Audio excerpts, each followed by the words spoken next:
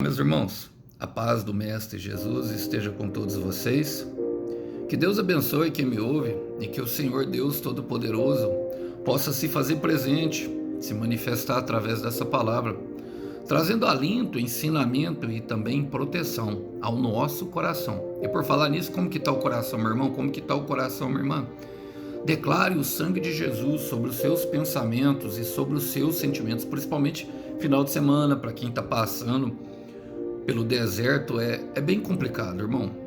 Eu sei que o final de semana parece que o inimigo ataca mais, mas não fique assim, não se sinta. O Senhor está com você em todo o processo. Está com você, minha irmã. Vamos embora para cima? Vamos lá colocar mais um tijolinho nesse altar, nessa construção que é o nosso coração? O texto hoje para nossa breve reflexão encontra-se no Evangelho de Jesus Cristo, segundo o autor e evangelista Mateus. Quero ler com vocês capítulo 6, verso 19 em diante. Diz assim: Não ajuntem tesouros aqui na terra, onde as traças e a ferrugem os destroem, e onde ladrões arrombam a casa e os furtam. Ajuntem seus tesouros no céu, onde traças e ferrugem não destroem, e onde ladrões não arrombam nem furtam. Onde seu coração estiver, ali também estará o seu coração. Glória a Deus por essa mensagem, irmão, maravilhosa do Senhor Jesus, que nos ensina muito. Bom, ele está falando sobre as preocupações, sobre o ataque do inimigo. Nós sabemos que o ladrão, ele tipifica o diabo e de como ele age em nosso coração, e o Senhor está mostrando qual deve ser a nossa postura mediante a isso tudo. É um ensino aos discípulos. E logicamente eu creio que estou pregando para pessoas que são discípulos do Mestre, discípulos e discípulas, que ele tem preparado por todo mundo para um grande mover que eu creio que inclusive terá sobre a nação brasileira, de avivamento, de prosperidade. O Brasil tem promessa de ser celeiros das nações, mas o Senhor, antes de preparar pessoas para grandes obras, nós passamos por muitas dificuldades, preocupação, o pecado, a gente cai, e o Senhor traz justamente essa questão da gente auxiliar mesmo em tempos de dificuldade, de ter um coração generoso, não só na área financeira, mas em todas as áreas da nossa vida, irmão, minha irmã, e também justamente nos protegendo em momentos em que a dificuldade. Esse é o texto a qual ele no final ele termina: mas buscar primeiro o reino de Deus, e as demais coisas vos serão acrescentadas. Também ensina sobre bens, sobre preocupações da vida. Vamos lá? Diz assim, ó: não ajuntem tesouros aqui na terra. É uma ordem, irmão. É um mandamento. Não ajuntem. Aqui, claramente, o Senhor nos chamou, irmão, para algo muito maior. Por quê? Porque ele vai explicar ali na frente que tudo aqui na terra é efêmero, e eu vou chegar lá. Mas primeiro ele dá a ordem: não ajuntem tesouro aqui na terra. E é uma ordem, irmão, não ajuntem. Ele não dá uma outra opção. Olha, mas eu tenho muitos bens, eu tenho muitos terrenos. O que ele está falando, irmão, e eu quero deixar bem claro, é que tudo que nós temos é dele e deve servir a um propósito. Logicamente eu não estou falando de ajuntar um dinheiro, irmãos. A própria Bíblia nos ensina, por exemplo, através da vida de José, que a economizar 1/5 de tudo que nós ganhamos para os tempos de fome, para os tempos de dificuldade. Temos vivido uma crise financeira, pandemia, guerra, e tudo isso ajuda muito para que nós não venhamos a nos preocupar. O que ele está falando é que nós não devemos usar isso como meta de vida, porque nós fomos chamados justamente a fluir.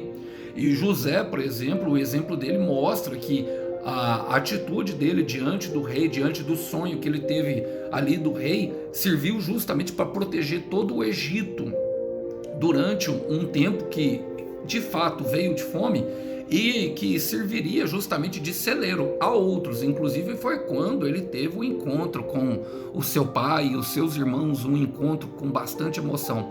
Por quê? Porque Deus nos chamou para fluir. Agora tem alguns crentes que creem que Deus nos chamou para ser represa, para ficar parado, para ir estocando. Não, irmão, para fluir. Deus, quanto mais Ele nos dá, mais nós devemos abençoar, e mais Ele vai enchendo os nossos lagares, a nossa despensa e os nossos celeiros, irmão. E é quem crê nisso que Deus abençoa. Irmão, eu posso ter sem Deus me dar? Pode, mas o que não vem de Deus, irmão, invariavelmente vem do inferno. Eu quero repetir, o que não vem de Deus, invariavelmente, vai vir do inferno, e não só para a questão financeira, mas para todas as áreas da nossa vida.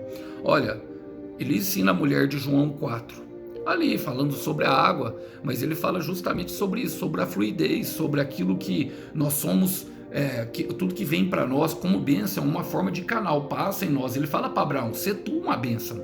E a mulher estava discutindo justamente com ele ali naquele momento, tu é maior que o nosso pai Jacó, que é o neto de Abraão. No capítulo 4 de João, versículo 14, ele fala, mas quem beber da água que eu dou, nunca mais terá sede. Porque a água que eu dou se tornará dentro de todos uma fonte para jorrar para a vida inteira.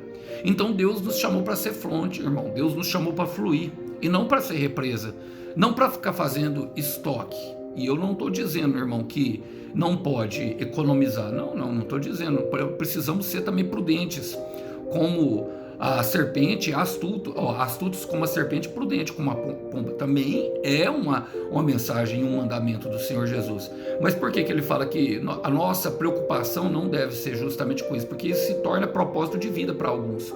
Ficar rico, ficar milionário, isso é propósito de muitos, irmão. Olha, ele pega e fala, onde a traça e a ferrugem os destroem. A traça e a ferrugem fala justamente daquilo que Satanás usa justamente para que nós venhamos a sucumbir aos mandamentos do Senhor. A traça, ela tipifica o pecado. A traça é um animal parasita que vive em ambientes escuros, escondidos ali em lugares que mofam, e eles consomem justamente a roupa. E a roupa, ela tem ali na amostragem daquilo que a palavra de Deus aponta, faz uma alusão justamente ao nosso corpo. Tomai toda a armadura de Deus, ou seja, a armadura de Deus é o próprio Senhor Jesus Cristo. Quando Adão pecou no Éden, ele tentou se esconder com os ramos ali das vegetações, mas o Senhor, já apontando para o sacrifício de Jesus Cristo, matou um animal e cobriu ele com peles de cordeiro, de carneiro. Bom, então a roupa tem justamente essa questão. E a traça, ela fala do pecado. O pecado é que corrói esse corpo. Paulo diz para nós não pecarmos com imoralidade sexual, porque um pecado contra o próprio corpo, que é o templo do Espírito Santo de Deus, é o pecado que agride totalmente a santidade do Senhor. Então, aqui nós precisamos entender, irmão, que tudo é efêmero. E a ferrugem, irmão, a ferrugem fala justamente das preocupações da vida. A ferrugem veio para corroer aquilo que é efêmero, aquilo que nós conquistamos. Por exemplo, todos os carros, tudo vai ser corroído pela ferrugem. Aqui nada é eterno. Quando os israelitas estavam atravessando o deserto, o Senhor deu sapatos e roupas que não se desgastavam, apontando para aquilo que era do céu. Então eu quero repetir, aqui tudo, irmão, de fato é efêmero. Por isso Paulo fala em 2 Coríntios 4,16, por isso não desanimamos, porque embora o nosso exterior esteja se corrompendo, o nosso interior se renova a cada dia. Para quê? Porque internamente, somente internamente que entendemos o eternamente. O Senhor nos chama justamente, irmãos, a uma vida a qual nós vamos viver pela eternidade e não de momentos. Eu quero repetir isso porque eu creio que alguém precisa ouvir isso.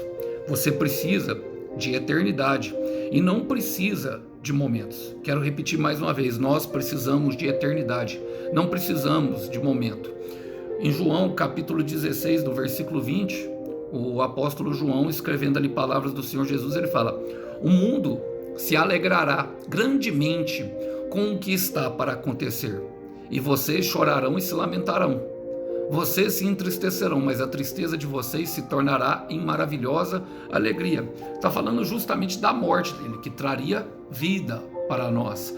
Esse momento, irmão, porque esse momento era a porta para a eternidade.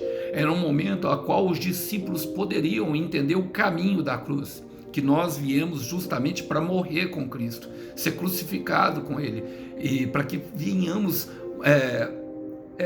justamente experimentar da maravilhosa alegria, irmãos. E quando acontece isso, olha, quando nós morremos, quando nós abdicamos do nosso velho eu.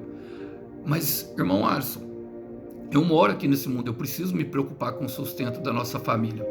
Olha, o Senhor Jesus, um dos ensinos dele que ele fala é que basta a cada dia o seu próprio mal, que não é na força do nosso próprio braço, mas sim que no cuidado de Deus e pela graça dele transformadora, e que também serve de instrumento para que venhamos a conquistar tudo aqui dessa terra, tudo o que ele nos prometeu, inclusive entregamos através da nossa caminhada de crucificação, para o nosso próprio entendimento, para a força do nosso próprio braço. Por quê? Porque senão a traça e a ferrugem vão consumir, irmão. E essas são as armas que Satanás usa: distração e pecado. Distração e pecado. Sempre se lembre disso. Olha, e ele continua falando, porque ele fala assim, ó: e onde ladrões arrombam casas e furtam. A casa, irmão, somos nós. Tem aquele louvor, a casa é sua, pode vir morar aqui. Como? Eu não esqueci agora, não lembro, mas é daquela banda que só fala sua casa, agora não me lembro, irmão. Mas vocês podem comentar aí e me lembrar. Eu sei que o nome é A Casa é Sua. E a casa somos nós somos morada do Espírito Santo. Do Espírito Santo nós somos morada, nós somos casa. E a casa firmada na rocha, irmão, a casa firmada sobre o que o Senhor fala, pode bater o vento, pode bater a tempestade, as enchentes podem vir contra ela. Quantas pessoas têm passado por ventos e pensando que vão sucumbir? Quantas pessoas passando nesse tempo de escassez, privação e provação que o Brasil de fato tem enfrentado e pensam que talvez seja o seu último dia. O Senhor tem cuidado, o Senhor não tem deixado faltar nada. E essas preocupações vêm justamente para que o inimigo arrombe e tome conta da casa. Ele quer entrar, irmão, quer arrombar. Arrombar fala de uma ação violenta. O inimigo quer arrombar e levar tudo que é precioso, irmão. E o que é precioso? A nossa alma. Irmãos, quando eu falo que nós precisamos tomar bastante cuidado com a questão de nos colocar diante do Senhor. Sem o Senhor nós não somos ninguém. Perto do Senhor não devemos nos sentir com o nariz empinado, mas devemos ter a atitude certa de saber que somos uma obra da sua mão, e da mão dele nós temos algo de valor, porque senão o Senhor não teria dado o seu filho por nós. Salmo 139, Davi fala: eu sou uma obra maravilhosa da sua mão. E o inimigo não queria arrombar se nós de fato não tivéssemos algo de valor para levar dentro da casa. Eu vou repetir a frase que o Senhor Jesus fala. Olha o que ele fala. Fala assim, ó: onde os ladrões não arrombam e nem furtam, quer roubar, matar e destruir. E tipifica justamente o diabo, irmão. Eu ministrei sobre o texto do Gadareno. E olha, eu quero ministrar uma parte aqui que eu creio, não porque ficou incompleto, não é isso não, mas é porque como as pregações são mais curtas, não dá para me aprofundar dentro do que se refere justamente cada coisa, mas em determinado momento ali, ó, quero ler com vocês Lucas capítulo 8, versículo 29, ali do Gadareno, mostra uma ação justamente daquilo que Satanás, e isso vem para toda a nossa vida, para todos os nós, o que Satanás tenta fazer. Ele fala assim, ó: pois Jesus já havia ordenado ao demônio que saísse dele. Este muitas vezes dominava o homem de tal modo que o mesmo quando preso, com correntes nos pés e nas mãos, aos cuidados de guardas, logo arrebentava tudo e corria para o deserto, inteiramente dominado pelo demônio. Mas, olha, perceba que a intenção do diabo é justamente essa. É o que, irmão? É nos acorrentar as nossas mãos e os nossos pés. A mão fala do trabalho, e do trabalho que nós colocamos para o Senhor, na mão do Senhor. E os pés falam da nossa caminhada, porque no final das contas, Deus vai esmagar Satanás debaixo dos nossos pés. É debaixo da nossa caminhada. Então é a intenção do diabo entrar, arrombar e, olha, irmão, e furtar. Furtar o quê, irmão? A nossa consciência. Roubar a nossa integridade, para que nós venhamos a ficar justamente escondidos, como as traças, sabe? Escondido, sabe? Com o pecado, com o peso da culpa, com o peso da condenação, para que nós não venhamos e, sabe? De fato, fazer aquilo que o Senhor nos chamou para fazer, assim, executando a obra que o Senhor usa através da nossa mão, porque nós somos os pés e as mãos dele. Olha, era Satanás que colocava aquele homem naquela condição. Então o inimigo ele quer arrombar por quê? Para tomar a nossa consciência, para tomar o que é precioso, para tomar conta das nossas emoções, da nossa alma, pensamentos e sentimentos. E assim ele pode dominar os nossos passos e nos levar como ele também para o deserto. Como eu disse na outra ministração, é melhor ir para o deserto com Deus do que com o demônio. Olha, e passando para o versículo 20, ele fala: ajuntem os tesouros do céu, aí ele fala a mesma coisa, onde as traças e ferrugem não destroem, e onde ladrões não arrombam nem furtam. Irmão, mas nós estamos aqui na terra, não é verdade? Estamos caminhando aqui, como nós vamos ajuntar tesouro no céu? Essa é a pergunta que eu creio que é pertinente. E logicamente o Senhor está falando de auxílio aos necessitados, está falando das caridades. Ele fala para Cornélio em Atos 10, quando ele tem encontro com Pedro, o anjo apresenta-se diante de Cornélio e fala: Cornélio, Deus ouviu as suas orações e viu as suas esmolas. Eu quero repetir porque eu creio que alguém precisa ouvir. Deus ouviu as suas orações e viu as suas esmolas. Agora podemos comprar a Deus por causa das nossas ações? Não, mas ele observa, irmão, porque nós fomos chamados para a prática da boa obra, irmão. Quem resolve e decide, meu irmão, servir o reino é blindado contra as traças e a ferrugem. É blindado contra o ladrão, o inimigo não pode tocar. Então quem decide a caminhar e levar uma vida de justiça, produzindo frutos de justiça, sendo os pés e a mão do Senhor, é blindado justamente contra esses ataques do inimigo, irmão.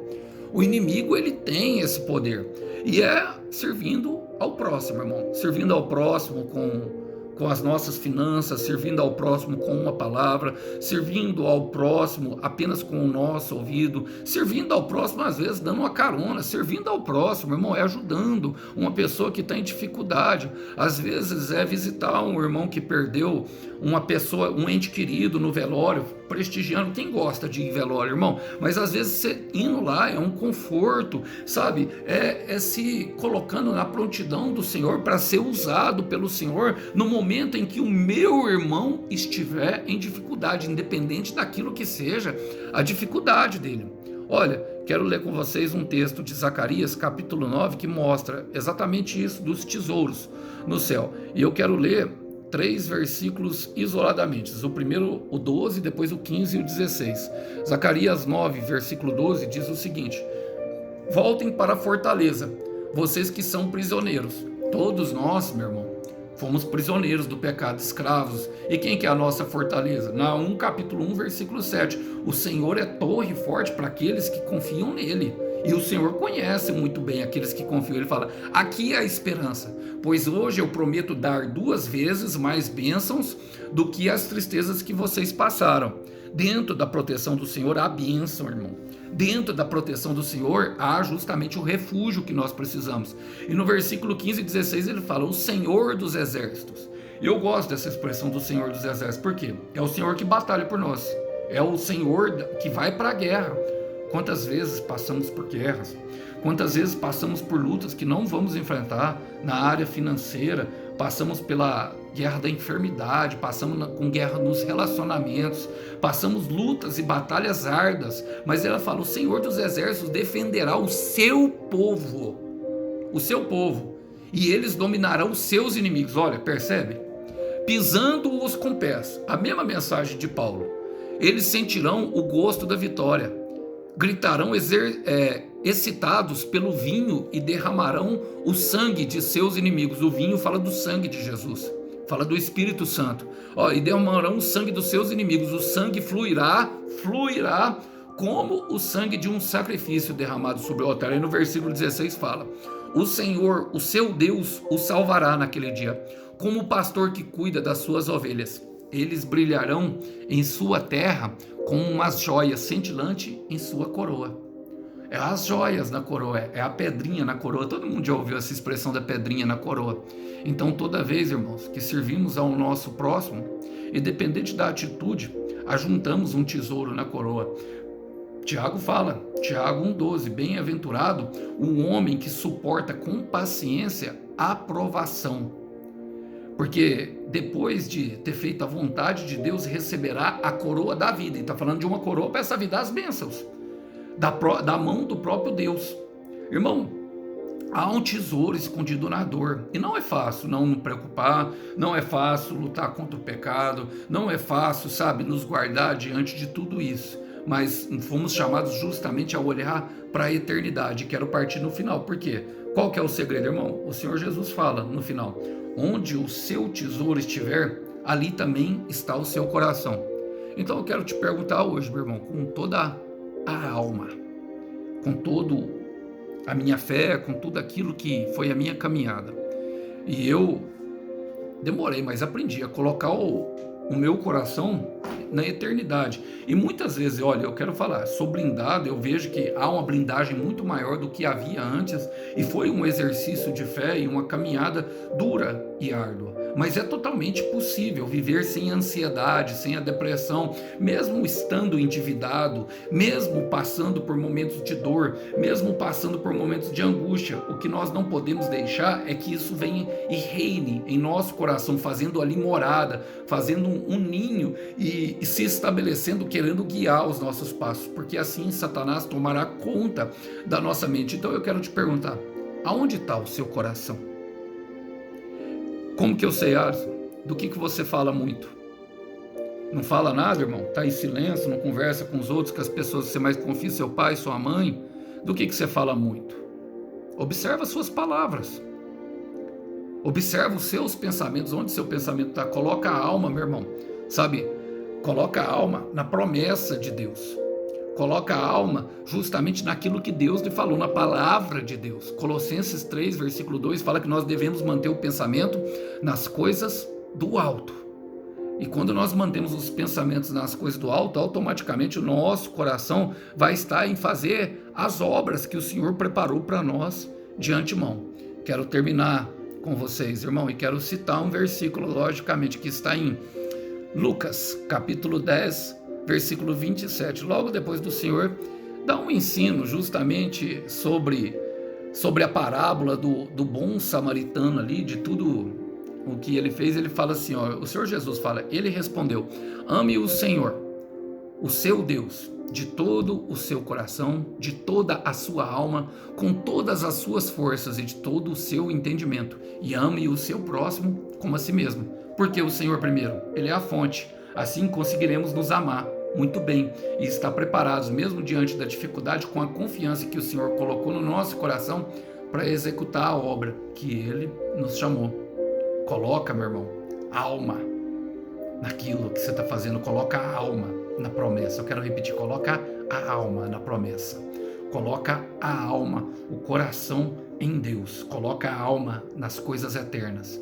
E eu tenho plena convicção que tudo vai dar certo. Eu quero repetir, tudo vai dar certo. Quero terminar com a frase de Augusto Cury, que ele fala simplesmente que se nós não estivermos dispostos a perder aquilo que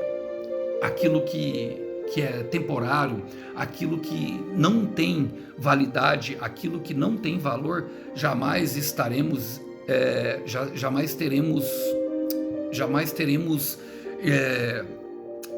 forças, irmãos, para colocar jamais teremos forças para colocar aquilo que é essencial, irmão.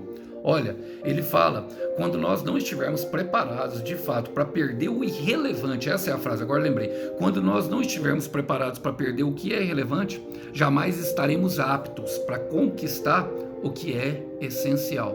E sabendo disso, saiba que no final de tudo, o Cordeiro tem uma recompensa para o teu sacrifício, tesouro escondido na dor. Que Deus abençoe os irmãos, que os irmãos possam ficar com essa breve mensagem. A paz do Senhor, até uma próxima. Tchau, tchau.